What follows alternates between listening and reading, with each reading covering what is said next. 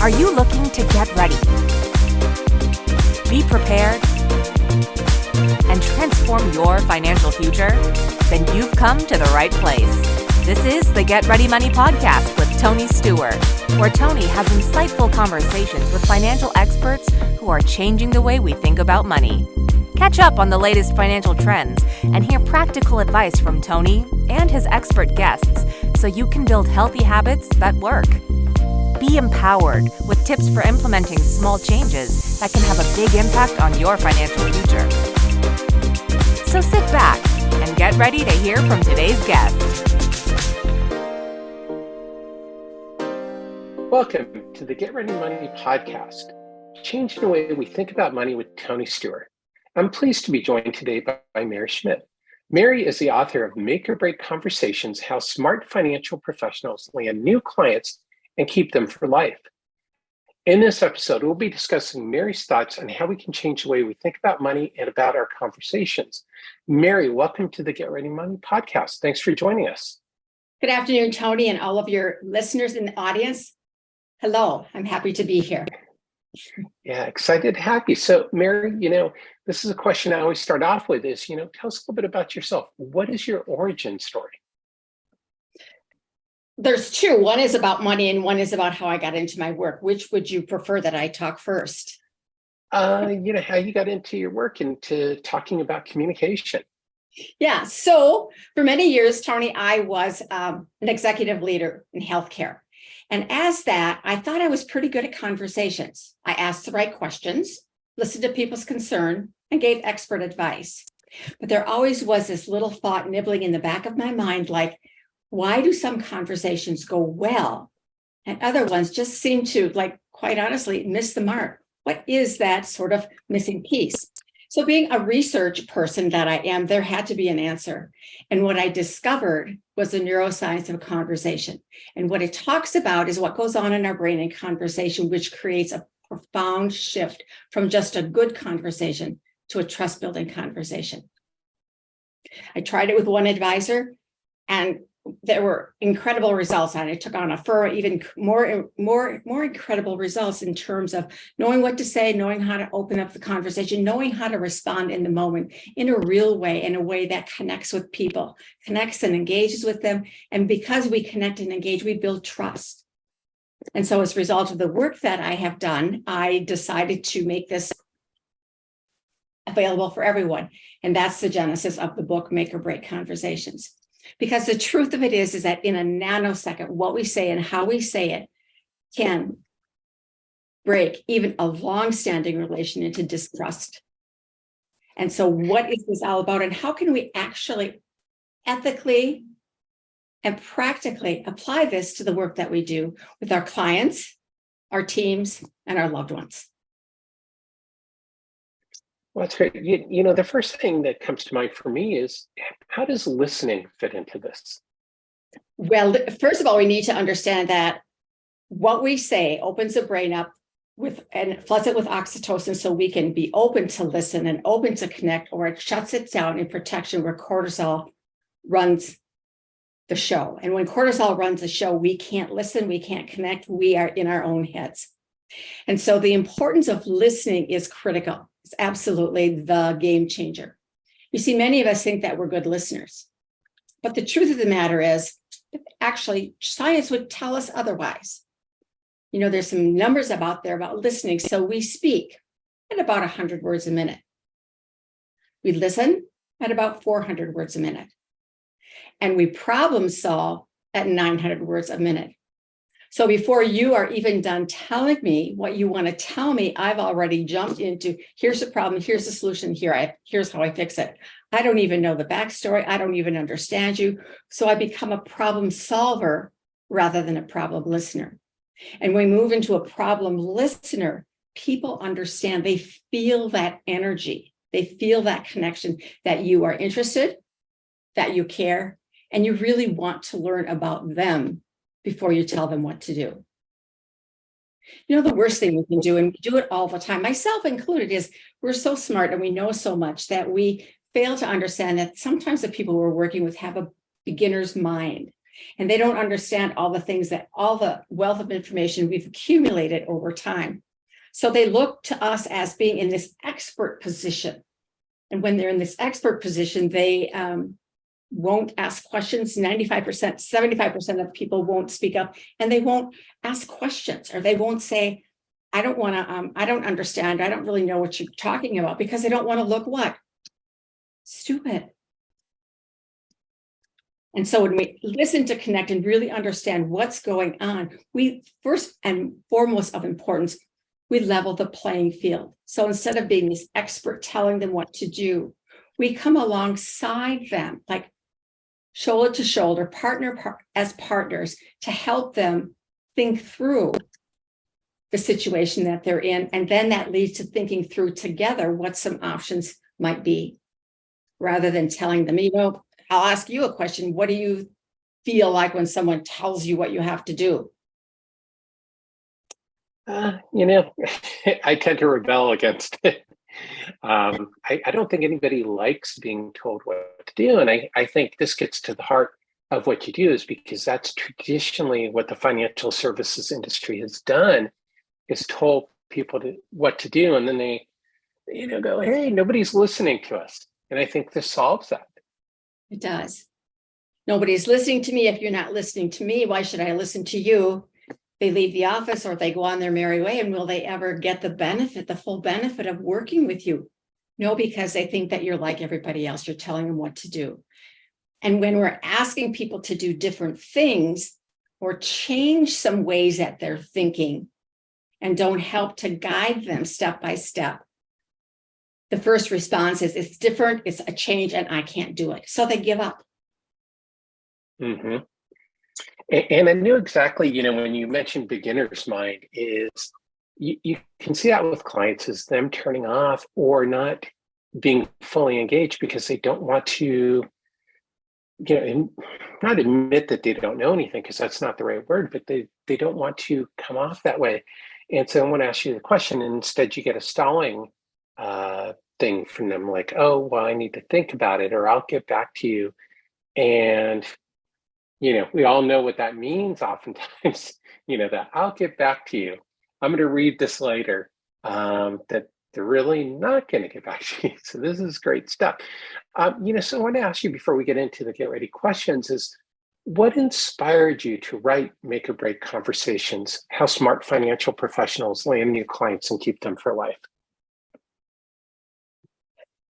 It was my one experience with a financial advisor who was my client, and I became his client. I, like most people, avoided anything to do with the financial services industry for that very reason. I didn't understand it. They're going to talk down to me. They're going to make me do something I don't want to do. And I just sort of put my head in the sand and avoided it until I met my client who I became his client. And the difference was, Tony, that he knew how to lead conversations that allowed me to drop my guard, that allowed me to say, well, I don't quite understand that. Or can you say that again? Explain that to me once more. How will this benefit me? What else can we do? And it's through that conversation that I thought, oh my gosh, that was that moment, that defining moment. This is really important work.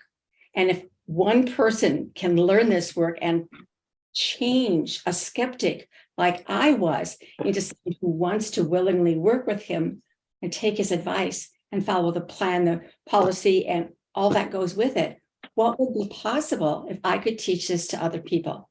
And that moment then became my mission, which is simply to educate financial professionals on how to transform a good conversation into one that builds trust. I love it. I love it. That's great stuff. So, one of the questions I get as an author, and I'm sure you've heard this as well, is, what was that moment when you knew that you had to write a book, when it was the right time to write a book? Oh, that's, it became this energy and commitment to no matter what, I will. And pulling on that because of my own personal experience, pulling on that energy, even when, and as an author, there's days that you don't want to write, or you get the copy back from your editor and they said, well, this doesn't work, and do this and do that, that no matter what I got back from my editor, that I would incorporate those thoughts that he had to make it a better read for people. But it was always hunkering into that moment that became my mission. And that if one person can do this, what would happen? What would be possible, Tony, if I could teach this to other people who are willing and wanting to make long-term relationships? And the way that we do that is starting with a conversation that builds trust. So, for you, it sounds like you're very much like me, Mary, is that, it was mission driven, that you felt that this was your message and your mission to do it. And I don't know, do you feel that way? Is that accurate for their authors out there, do you think? Yeah, from my perspective, it is. It became my mission, became I don't want to say it became everything, but it became that driving force that if I didn't, what would happen? Well, probably nothing. Well, no, that's not true. But you know how you get into that thing, if I didn't, then what would happen? Oh, no, it's no big deal. But it was a big deal. And just hanging on to that, this is a big deal because it can impact me. If it impacted me, it can impact the relationships that advisors build with their clients, which will impact people for a long time and positively impact them in a way that they can make good decisions for themselves and feel good about it. Yeah, that's great. That's powerful.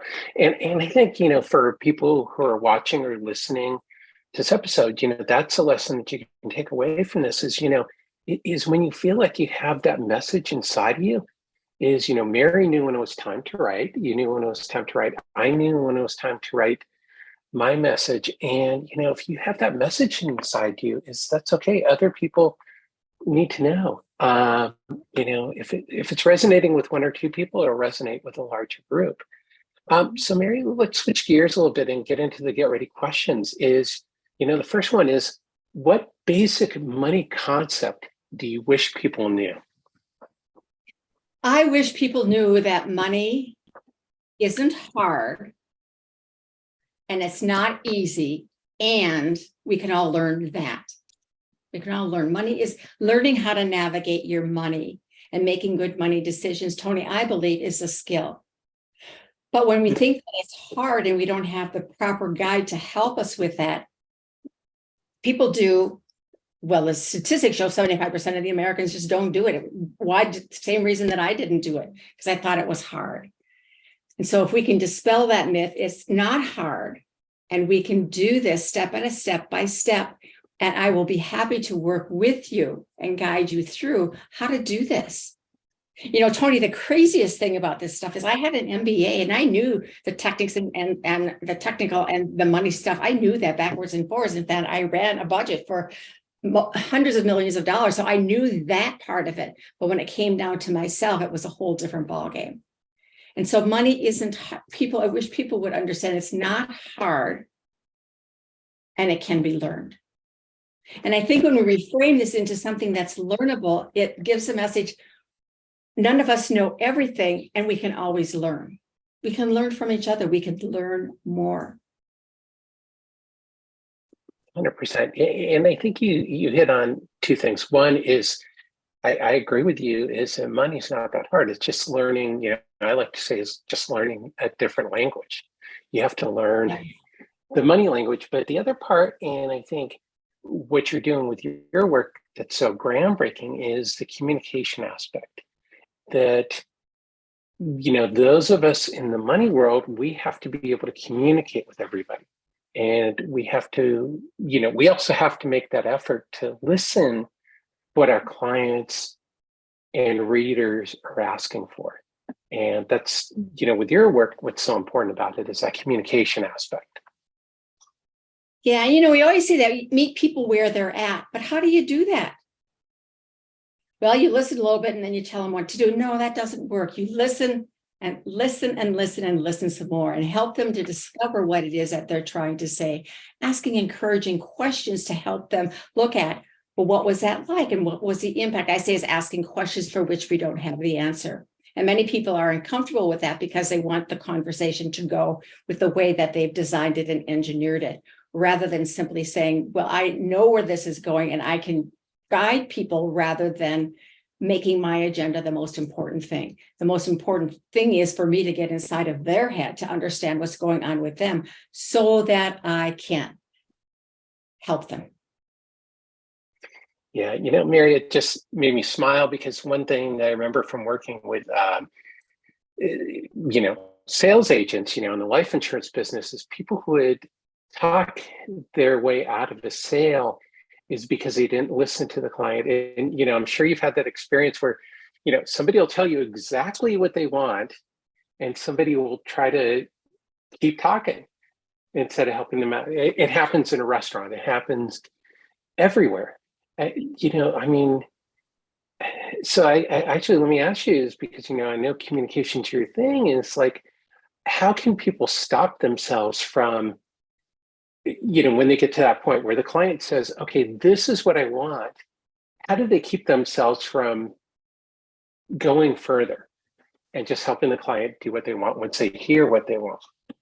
Well, the first thing is they've done the right thing and they're listening to this podcast, because we tend to talk way too much. And why is that, Tony? We know we're not supposed to talk it. We know we're supposed to talk less and listen more, but we don't, because our brain kicks in. And the more we talk, the better we feel. We get a dopamine hit and we talk and talk and talk and talk. So the first piece is to recognize that you're talking too much. What I have my clients do is just record a conversation. We don't even look at the content. We say, how much time do you think that you were talking? Oh, I think I was talking just a little bit. And when they look at the transcript, it's like, oh my gosh, that's what goes on in our brain. It's a natural hardwired instinct. So we have to be aware of that and wire over that. And so instead of talking and simply thinking about, I want to communicate what I want to know, what do they want to know? Totally shift the perspective. What is it that they're trying to tell me? And then once you think you understand that, don't stop there. It's more important to get it right than be right. And then we ask one more question. And it's as simple as, because you said this, I think this is what you meant. Am I right? And I'm telling you, that's a magical question. Did I get it right? And because if you didn't, you know what will happen? Your client will tell you, no, you missed this and you missed that. Oh, okay, so let's add that. Okay, thank you. Thank you for correcting me. I do the best I can, but I always need you to be working with me to make sure.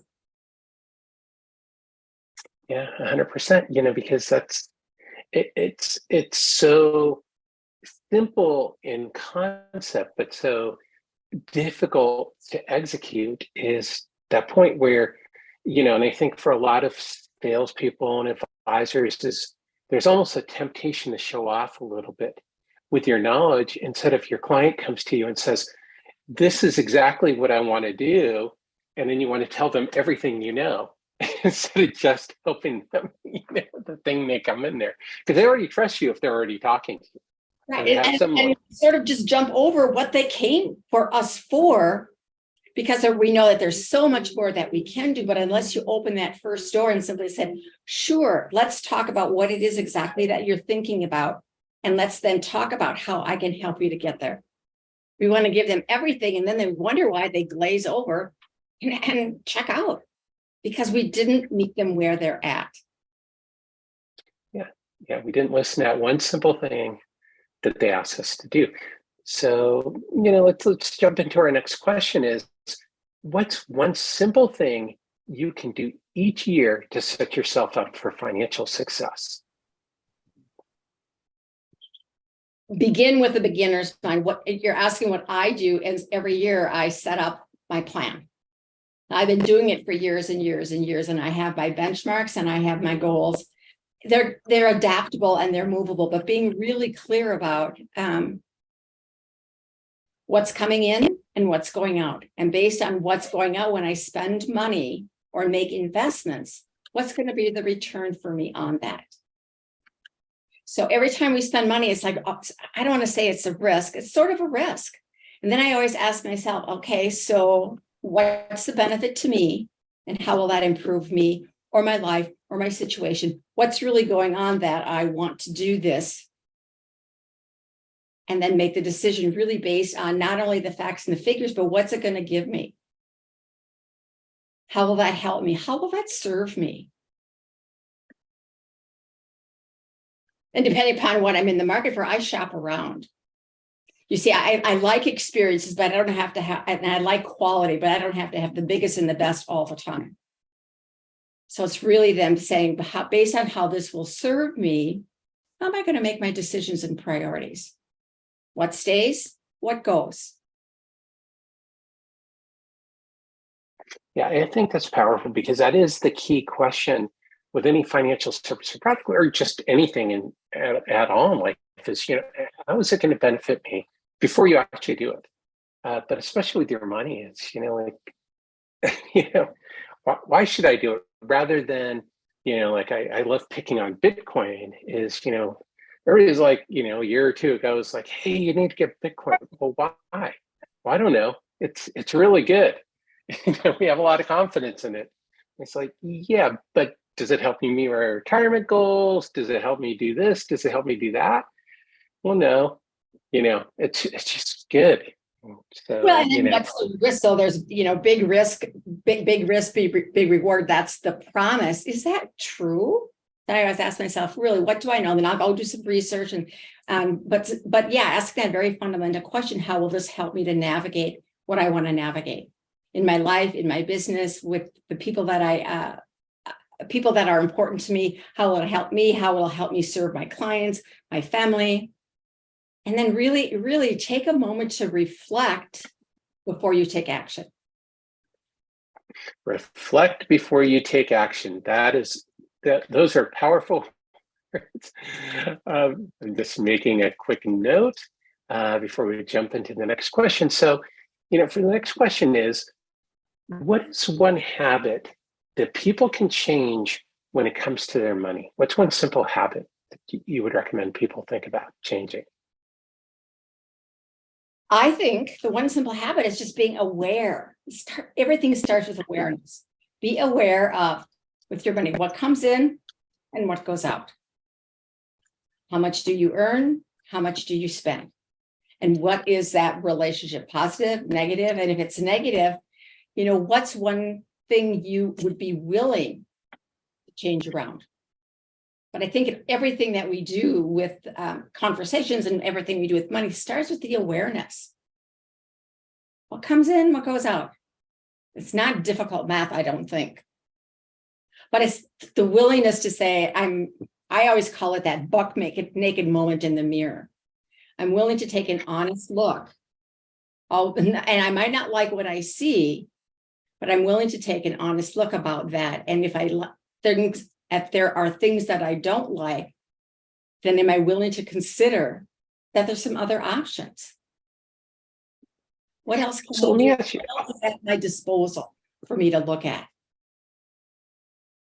Yeah, so let me ask you a question with that is because, getting back to advisors for a minute, is recognizing that fact is that clients aren't always going to be, I guess, happy about what they see when they have their buck naked moment. Is how can advisors help their clients when they're, really say it's okay to look at yourself in the mirror and be non-judgmental with that? How can advisors handle that moment with their clients?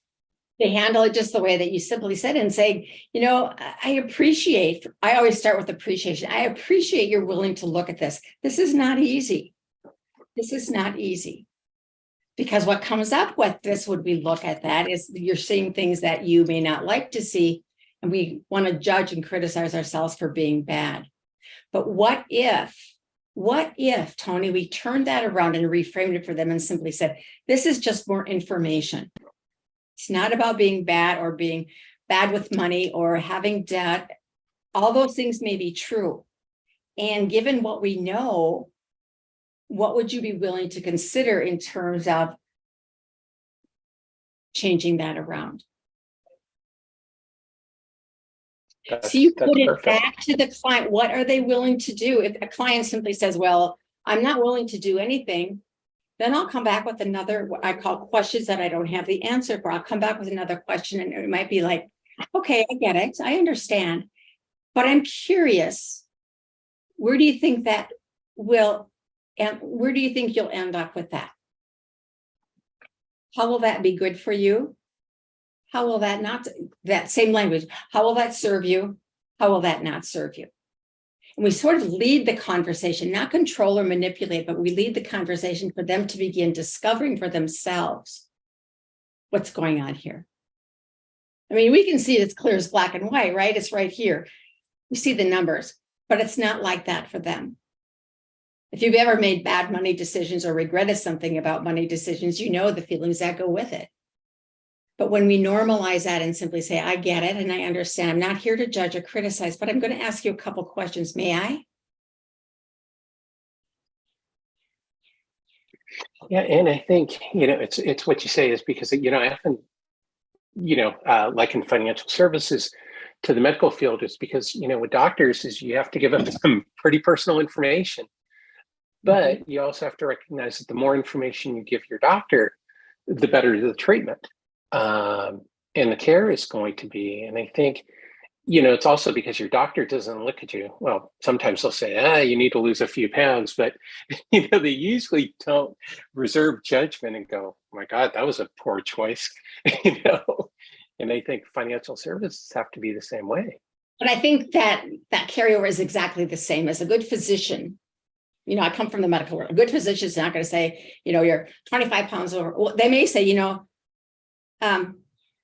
having these symptoms because you're overweight. So would you be willing to look at some lifestyle changes you can make? Nope, I don't want to make any. Just give me a pill and make me lose weight. Well, I can't do that. But what I can do is help you to look at that and say, what are you willing to do? That's the key. What are you willing to do? Most people, about 20% of the people are ready for the advice and the solutions. Many of them are not. And sometimes we just need to say, there's some options I'd like to share with you if you're willing to listen to them. You don't have to take action now. You may want to consider them. Then they'll go home and they'll percolate on it, and some will never come back, but some will simply say, Tony, you were right. And I was thinking about that. And can we have another conversation to talk more about that? You can make water, but you can't make them drink. So our job is really to lead them and to help them look at their thinking and where that may be getting in their way. And then let them know we can work with you to turn that around, but as you're willing to do that. Yeah, 100%. So Mary, let's go back into our time machine for a minute. What advice would you give your younger self if you could go back in time, knowing what you know now about money? What money advice would you give yourself? I would learn about it sooner, quicker, faster, better. I had no idea about money until I was 21. I came from a farm.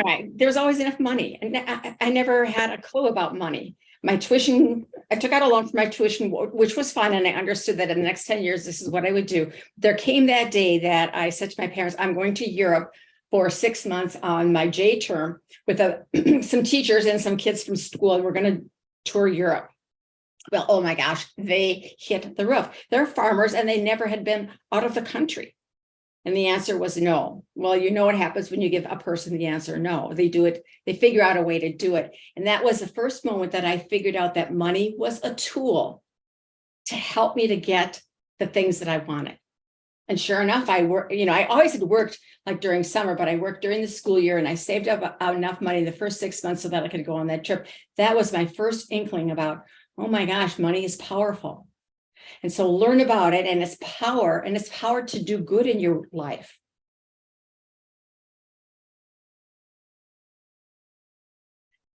Learn about it, know about it. So when you get a mortgage, when you're buying a policy, when you're making these decisions, that you have the courage to say, well, I don't completely understand that. So teach me, explain, show me, help me to decide. So learn as much as you can, as fast as you can, as quickly as you can. Sometimes I think it's pure luck that I got pure luck, but I think there was more to that. I think there was some basic knowledge, but not in any formal training, not in any formal way. So be open and willing to learn that you can learn more about it, because that will always guide your decisions. Yeah, well, I love what you said about have the courage to say what you don't know. And to flip this back to our earlier conversation on advisors, is for advisors is when your client has that courage, that's when you be quiet and listen. I don't know. What do you think? Am I reading that I right? totally agree, because if they have the courage to speak up, maybe sometimes this is the first time they've spoken about that, right? But secondly, that when you provide what I call the conversational space to listen to them and let them tell you the narrative, them tell you what their situation is, it does something really funny in the brain. It opens up the brain that we can think bigger and think different, because no one's judging us. They're giving us the space to talk through it. And so when I have the courage, support my courage. Ask a couple curious questions like, what would that be like? And what do you need to know? How would that impact you? What do you want? Well, we don't know what we want, but what do you think you might want right now? How will that help you? How will that not help you? All these are like really short questions that are curious. You don't have the answer for, and I don't either, because when you ask me that question, it triggers my brain to think about all the things that I do know and the things that I may not have even thought about before. But we have to, once we ask that, only ask one at a time, and then we have to give the space. You don't have to fill it with our stories and our experiences and all that we know. Let the client have that space. You will see in the nonverbals that the light bulbs just go on. And you might even have your client say to you, gosh, I never told anybody about that before, because I never really thought about it. Here's what I say, Tony: when you become their thinking partner, you become their trusted partner.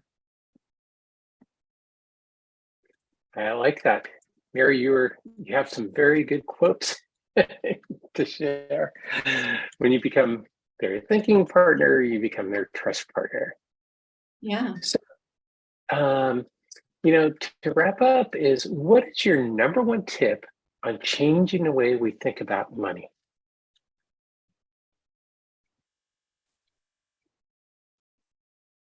My number one tip: if we're going to change the way people think about money, we have to first understand what they think. Our job, and our only job in any conversation, is to open the doors for trust and get in their brain so that we understand what they think. And once we understand what they think, then we come alongside of them and simply take one step at a time.